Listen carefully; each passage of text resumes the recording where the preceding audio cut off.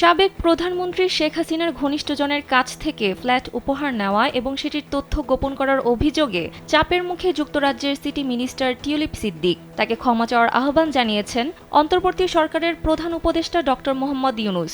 একই সঙ্গে টিউলিপ সিদ্দিক লন্ডনে যেসব সম্পত্তি ব্যবহার করেন সেগুলোরও তদন্তের দাবি জানান তিনি।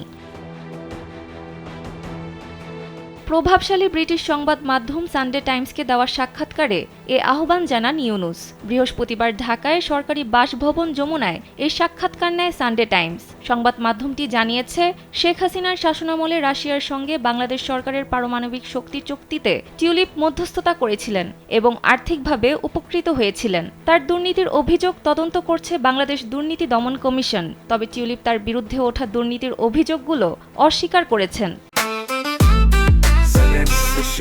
জেনেক্সে শিফট করো, লাইফকে লিফট করো।